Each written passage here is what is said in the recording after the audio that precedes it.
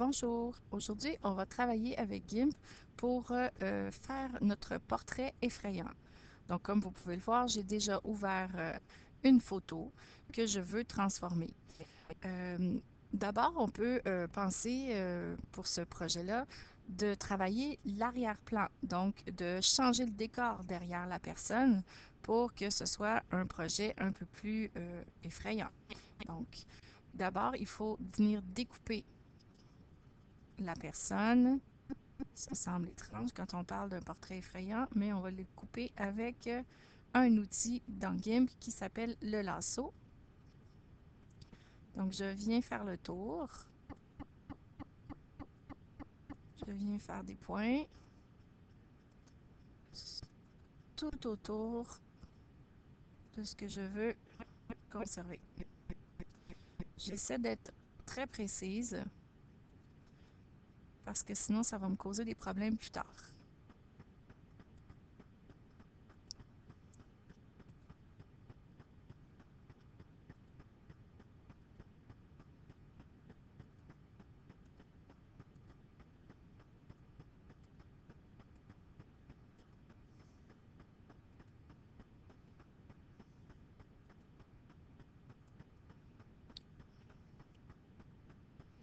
Je viens rejoindre mon premier point. Et là, j'ai un pointillé. Donc, je vais cliquer droit. J'ai un menu qui sort, édition, copier. Et là, maintenant, je vais aller ouvrir la photo de l'arrière-plan pour aller coller ce que je viens de sélectionner. Ouvrir, je vais aller chercher là où j'ai enregistré mes documents.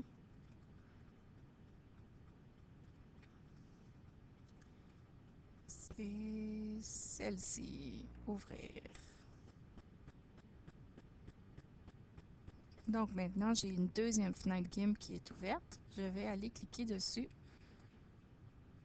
et je vais venir m'ajouter sur cette image. Donc, je vais cliquer droit à nouveau, édition. Je vais faire coller comme nouveau calque. Et là, dans la boîte de calque ici, on voit que il y a un nouveau calque. Donc, c'est très important de travailler de cette façon avec des calques. Ça nous permet de pouvoir déplacer avec l'outil de déplacement le calque là où on veut qu'il soit. La photo se termine ici, donc je ne peux pas aller plus bas. Donc, si je veux que ça ressemble à ça, je peux me mettre de côté pour ne pas cacher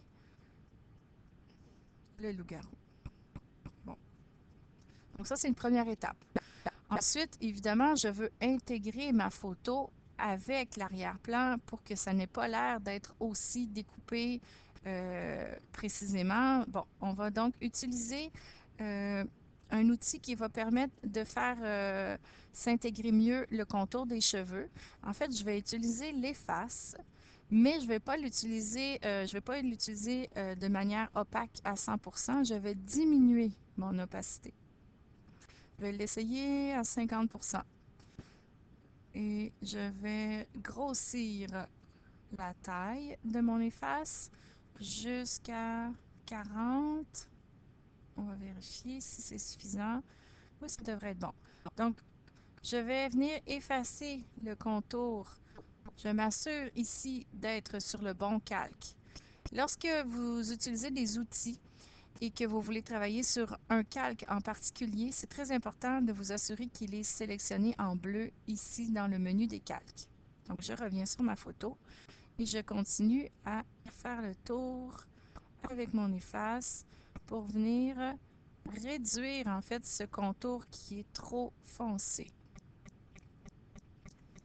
Je vais le faire une première fois comme ça et si je trouve que ce n'est pas suffisant, je vais revenir travailler dessus à nouveau.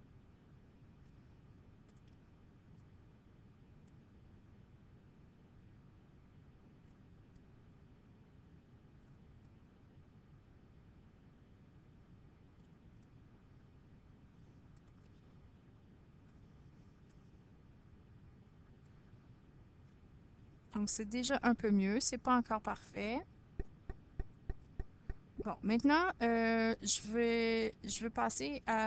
voudrais rajouter en fait un troisième calque où je pourrais venir modifier un peu mon visage en rajoutant des éléments d'un visage de loup-garou dans mon cas.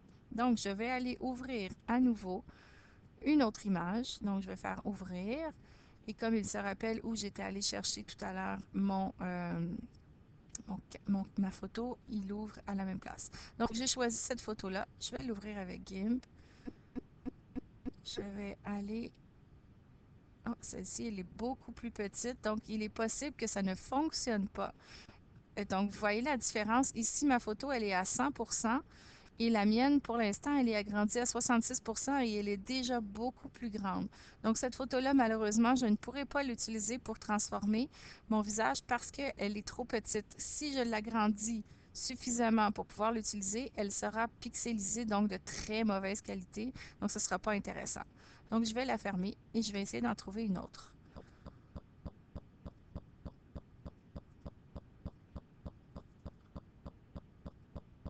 Je vais essayer celle-ci. On va voir si ça va fonctionner.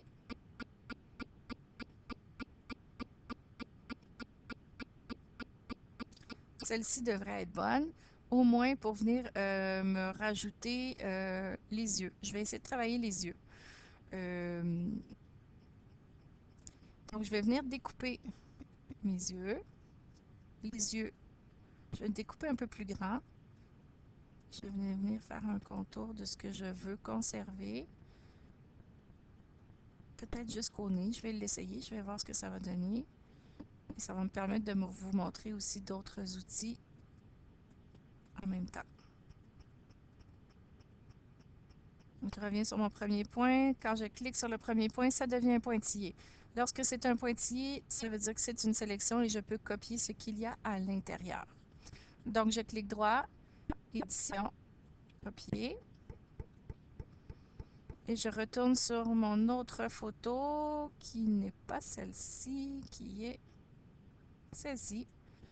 Et je vais ajouter un nouveau calque. Donc, je clique droit, édition, coller, comme, nouveau calque. Voilà. J'utilise l'outil de déplacement pour déplacer le calque que je viens de rajouter. Et là, c'est pratiquement de la bonne grosseur déjà. Les yeux sont plus petits, mais le nez est quand même là. Donc, je peux continuer à travailler.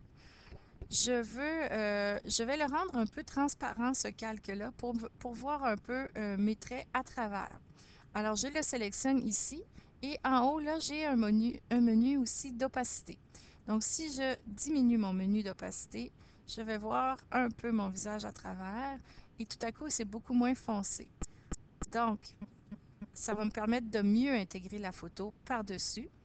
Je vais venir encore une fois utiliser les faces pour venir réduire l'effet des contours pour que les contours deviennent plus flous, pour donner l'impression que je suis en transformation.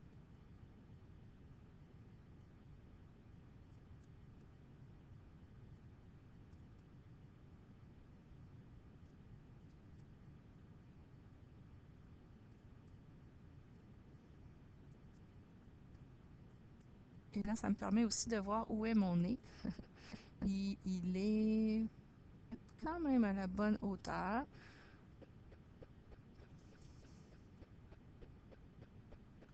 Je pourrais peut-être augmenter à nouveau un peu mon opacité parce que je trouve que là, c'est très, très transparent.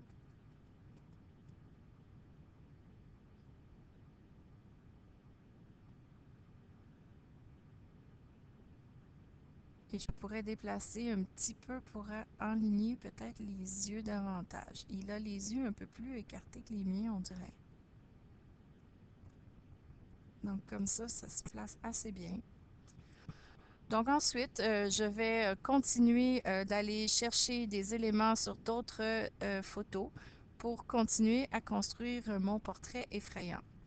Je peux aussi travailler directement sur ma photo, venir changer la couleur de mes yeux directement.